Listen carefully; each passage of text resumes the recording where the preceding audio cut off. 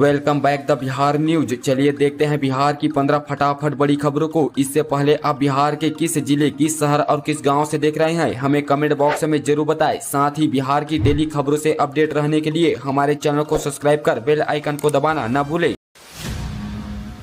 JP की जन्मभूमि से महागठबंधन की सरकार पर बरसे योगी आदित्यनाथ, बताया इन वजहों से नहीं हो रहा बिहार का विकास। लोक नायक जयप्रकाश नारायण की जयंती पर उनकी जन्मभूमि सिताबदियारा में केंद्रीय गृह मंत्री अमित शाह ने जेपी की प्रतिमा का अनावरण किया। इसके बाद उन्होंने विशाल जनसभा को संबोधित किया। साथ ही अमित शाह से पहले उत्तर प्रदेश के मुख्यमंत्री योगी आदित्यनाथ ने सभा को संबोधित किया। अपने संबोधन में यूपी के मुख्यमंत्री ने बिहार सरकार पर जोरदार हमला बोला। विदाई से पहले बिहार में खूब बरसेगा मानसून, अगले 48 घंटे तक झमाझम बारिश के आसार। बिहार में अगले 48 घंटे तक तेज हवा के साथ अच्छी बारिश होने का पूर्वानुमान है। दक्षिण बिहार से उत्तरी बिहार की तुलना में अधिक बारिश होने के आसार हैं। दरअसल बिहार में मंगलवार से एक ट्रफ लाइन गुजरी, जिसकी वजह से बिहार में बारिश होने की संभावना बन रही है। साथ ही IMD के मुताबिक बारिश का यह स्पेल 11 और 12 अक्टूबर से 14 अक्टूबर तक बिहार में चलते रहने की संभावना है। हालांकि IMD का लंबी समयावधि का अनुमान बताया है। साथ ही बिहार में पूरे अक्टूबर महीने में बारिश होती रहेगी।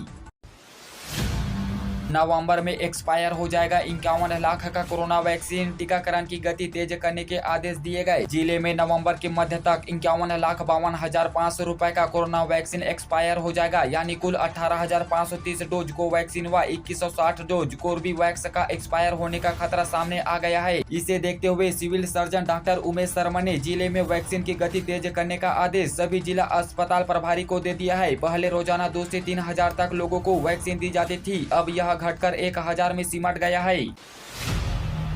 सदर अस्पताल में बढ़ी प्लेटलेट्स की मांग, डेंगू के डंक से हर कोई परेशान। सदर अस्पताल के पैथोलॉजी सेंटर में सोमवार को डेंगू जांच के लिए किट उपलब्ध हो गया है। इसके साथ ही यहां आने वाले संदिग्ध डेंगू मरीजों को किट से जांचना शुरू कर दिया है। जिले में सोमवार को 2 लोग डेंगू की चपेट में आ गए। मायागंज अस्पताल में दोनों लोग डेंगू जाँच कराने आए थे, जिसमें ये दोनों पॉजिटिव पाए गए। पॉजिटिव होने के बाद इन दोनों के प्लेटलेट्स की जाँच के लिए सैंपल भेज दिया गया है।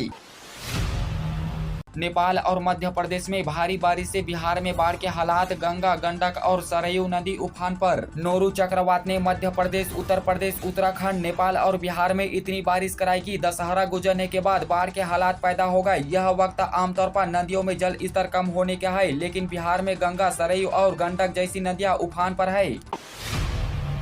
बिहार में सस्ता हुआ सोना चांदी, दिवाली से पहले खरीदने का बेहतरीन मौका। घरेलू सराफा बाजार में नवरात्रि के बाद से सोने की कीमतों में तेज उछाल देखने को मिला है। 7 अक्टूबर को 22 कैरेट सोने की कीमत 48,600 रुपए प्रति 10 ग्राम तक पहुंच गई थी, तो वहीं 10 अक्टूबर को सोने का भाव 48,200 रुपए प्रति था। लेकिन 11 अक्टूबर को सोना का भाव गिरकर 47,600 रुपए के स्तर पर पहुँच गया। एक दिन में सोने के भाव में 600 रुपए प्रति 10 ग्राम की गिरावट दर्ज की गई है। जल जमाव की समस्या से गुस्साए ग्रामीण, जमकर किया बवाल, आवागमन बाधित। जल जमाव की समस्या से गुस्साए ग्रामीणों ने मंगलवार की दोपहर दिल्ली कोलकाता मार्ग GT रोड के सर्विस लेन सड़क को जाम कर दिया। जाम की सूचना पर स्थानीय पुलिस प्रशासन मौके पर पहुंचा और हकीकत से रूबरू होने के बाद इसकी जानकारी 6 लेन निर्माण में लगी कंस्ट्रक्शन कंपनी और NHI को दिया। प्रशासन के हस्तक्षेप के बाद मामला किसी तरह शांत हुआ, तब जाकर वाहनों की आवाजाही शुरू हुई। जमुई में शराब मामले में गिरफ्तार 2 सगे भाई कोर्ट से फरार, दोनों को पुलिस ने फिर से दबोचा। जमुई में कोर्ट परिसर से कैदी फरार होने के एक और घटना सामने आई है। शराब मामले में गिरफ्तार किए गए 2 सगे भाइयों को मंगलवार को पेशी के लिए पुलिस अपने साथ लेकर कोर्ट आई, लेकिन दोनों आरोपित पुलिस कर्मियों की पकड़ छुड़ाकर फरार हो गए, जिसके बाद पूरे पुलिस महकमे में अफरा तफरी मच गई। हालांकि पुलिस की सक्रियता के कारण दोनों को फिर से पकड़ लिया गया, लेकिन इस सप्ताह में ये दूसरी बार ऐसी घटना है।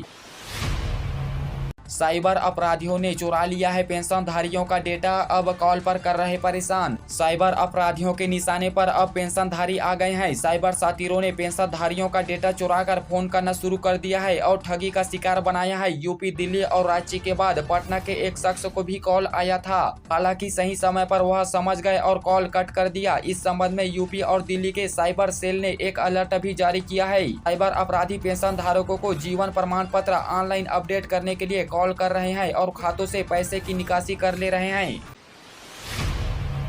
बांका इंटरसिटी के परिचालन के दिन में किया गया बदलाव, जान ले डिटेल, नहीं तो झेलनी पड़ेगी परेशानी। भागलपुर के रास्ते गोड्डा राजेंद्र नगर के बीच एक नई एक्सप्रेस ट्रेन चलेगी। यह ट्रेन साप्ताहिक होगी। इसका परिचालन 10 दिसंबर से होगा। रेलवे बोर्ड ने नोटिफिकेशन जारी कर दिया है। वहीं बांका राजेंद्र नगर इंटरसिटी के परिचालन के दिन में भी बदलाव किया गया है। यह ट्रेन अब बांका से शनिवार की जगह शुक्रवार को छोड़कर चलेगी। वहीं राजेंद्र नगर से रविवार की जगह शनिवार को नहीं चलेगी। बताया जाता है कि बांका राजेंद्र नगर इंटरसिटी के रैंक को ही गोड्डा राजेंद्र नगर एक्सप्रेस में इस्तेमाल किया जाएगा। भागलपुर से रांची के लिए बस सेवा जल्द होगी शुरू, महज इतना है किराया। भागलपुर से रांची के लिए बस सेवा जल्द शुरू हो जाएगी। बिहार राज्य पथ परिवहन निगम भागलपुर तिलका माझी डिपो को बिहार के लिए स्टेट ट्रांसपोर्ट ऑफ अथॉरिटी से परमिट मिल गया है। मंगलवार को रांची परमिट के लिए ऑनलाइन आवेदन किया जाएगा। अब ट्रांसपोर्ट ऑफ अथॉरिटी से परमिट के लिए बुलाया जाएगा, तब यहाँ से कर्मी को भेजा जाएगा।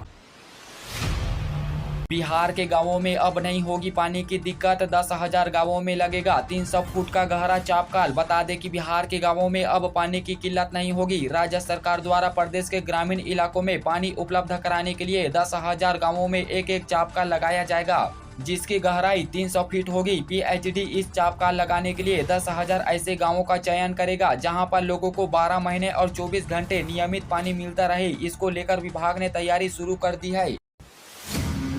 गंडक की बाढ़ से वैशाली में तिरहुत तटबंध में रिसाव, गोपालगंज में रिंग बांध टूटा। बता दें कि गंडक नदी के लगातार बढ़ते जल स्तर से वैशाली प्रखंड क्षेत्र के चकहलाद चिमनी ढाले के समीप तिरहुत तटबंध पर गंगा नदी के पानी का रिसाव होने लगा। इसके साथ ही तटबंध से महज 4 फुट से 5 फुट नीचे पानी बह रहा है। मजदूरों ने इसकी सूचना जल संसाधन विभाग के जय विनोद त्यागी SDO संतोष प्रभाकर को दी। पटना में वज्रपात की चपेट में आने से एक की मौत जबकि 1.5 दर्जन लोग घायल। बता दें कि बिहार की राजधानी पटना से सटे मनेर में मंगलवार की देर रात हुई बारिश के दौरान वज्रपात की चपेट में एक व्यक्ति की मौत हो गई, जबकि लगभग 1.5 दर्जन लोग घायल हो गए। मृतकों की पहचान रतन टोला गाँव के रहने वाले शारदानंद राय के रूप में हुई है। सभी घायलों को मनेर के ही एक निजी अस्पताल में दाखिल कराया गया, जहाँ सभी का उपचार जारी है।